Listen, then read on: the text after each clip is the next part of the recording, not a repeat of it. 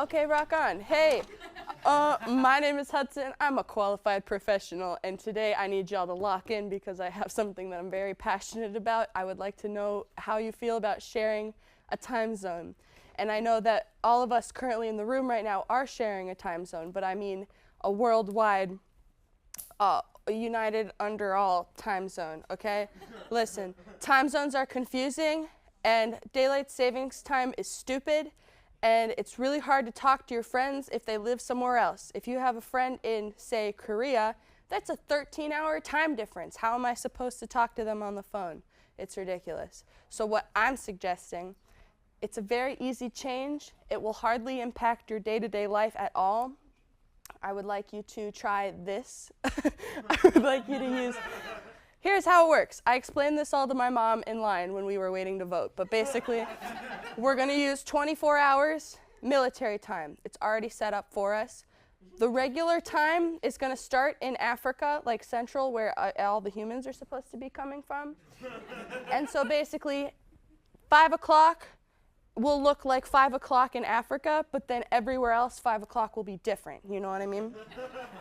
So basically... I'll still know, I won't have to wonder what time it is in Korea. I will know it's 5 o'clock. But their 5 o'clock might look like midnight. It's actually still 5 o'clock. All right? There are a few problems that will be solved by this. One is red-eye flights will be less tedious. I recently flew to Oregon, and that's a 5-hour flight from where we are in Orlando. And then there's a 3-hour time difference. So that's 8 hours. That's not fair. I only had to fly for 5, so why is 8? And now you're so tired? Ridiculous. If it were 5 o'clock everywhere, I wouldn't have to worry about losing 3 extra hours. I would just have to worry about my 5-hour flight. Something else. Meetings and broadcasts will never be missed. A few years ago, I showed up to my friend's apartment to watch a broadcast coming from Chicago at 8 p.m. Guess what? Chicago 8 p.m. is different from Orlando 8 p.m., which means that we were early. And so right? I think we were early, so we just had to sit and look at each other for an hour. So basically, if there's a new episode of something and I'm locked in on the wrong time zone, I'm going to miss it.